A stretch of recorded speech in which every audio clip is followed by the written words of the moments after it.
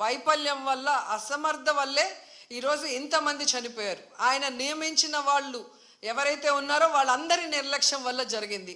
So వెంటనే ఈ ఎఫ్ఐఆర్లు మార్చి తప్పు చేసిన వాళ్ళ మీద క్రిమినల్ కేసులు పెట్టాలి. లేకపోతే మేమైతే వైఎస్ఆర్సీపీ తరఫున భక్తులకి అండగా ఉండి ఆ చనిపోయిన కుటుంబాల తరఫున పోరాటం చేస్తాం. వాళ్ళకి కూడా ఎక్స్గ్రేషియా ఒక్కొక్కరికి మరి డబ్బులు 1 కోటి నుంచి 2 కోట్ల దాకా ఇవ్వాల్సిన అవసరం ఉంది. ఎందుకంటే మీ వల్లే వాళ్ళు చనిపోయారు, వాళ్ళ నిర్లక్ష్యం వల్ల కాదు. అలాగే గాయాలైన వాళ్ళకి 25 లక్షల రూపాయలు కూడా ఇవ్వాలని డిమాండ్ చేస్తూ, నిజంగా తిరుపతి అమ్మాయిగా నాకు నిజంగా చాలా బాధేస్తుంది. ఎందుకంటే నాకు తెలిసి ఇంతవరకు తిరుమల చరిత్రలో ఇలా వైకుంఠ ఏకాదశి కోసం దర్శనానికి వచ్చిన వాళ్ళు చనిపోయిన దాఖలాలే లేదు.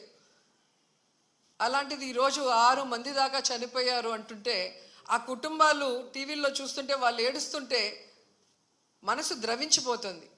కానీ ఈ కుటుంబ ప్రభుత్వానికి ఏ ఎమోషన్ లేదు, ఏ బాధ లేదు. ఎలా తప్పించుకుందామా, ఎవరి మీద తోసేద్దామా అన్న ప్రయత్నమే వీళ్ళు చేస్తున్నారు. సో ఖచ్చితంగా మోడీ గారిని డిమాండ్ చేస్తున్నాం, మీరు దీని మీద సీరియస్గా ఎంక్వైరీ చేయించాలి. తప్పు చేసిన వాళ్ళ మీద క్రిమినల్ కేసులు పెట్టి వీళ్ళని లోపల పెట్టాలి.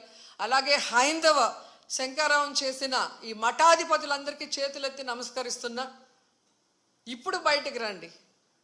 బయటకు వచ్చి ఈ హైందవ ధర్మాన్ని నమ్ముకున్న భక్తుల్ని కాపాడుకోవాల్సిన బాధ్యత మన మీద ఉంది.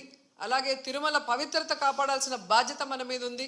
అలాగే భక్తుల చావుకు కారణమైన వాళ్ళని శిక్షించే విధంగా మనం పోరాడాల్సిన అవసరం కూడా ఈరోజు ఉంది. కాబట్టి మీరు అందరూ బయటికి రావాలి, మాట్లాడాలని కూడా కోరుకుంటున్నాను.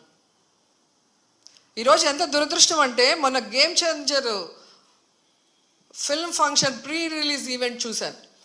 ఫొటోస్ చూస్తే మినిస్టర్ ఉన్నారు, కలెక్టర్ ఉన్నారు, ఎస్పీ ఉన్నారు. ఒక సినిమా ఫంక్షన్కి ఇంత ఇంట్రెస్ట్గా, ఇంత చిత్తశుద్ధిగా పనిచేసిన వాళ్ళు ఎందుకు టీటీడీకి సంబంధించిన వైకుంఠ ఏకాదశికి ఇంట్రెస్ట్ లేకుండా పనిచేస్తున్నారు? ఎందుకు భక్తుల సేవలో ఉండకుండా చంద్రబాబు నాయుడు సేవ కోసమే మీ టైం కేటాయిస్తున్నారని నేను అడుగుతున్నాను. దీంట్లో కల్ప్రిట్ ముఖ్యమైన వాడు ఎవరంటే జేఈఓ ఇన్ఛార్జ్ ఈఓగా ఉన్నారు వెంకయ్య చౌదరి. వెంకన్న దేవుడిని ఆయన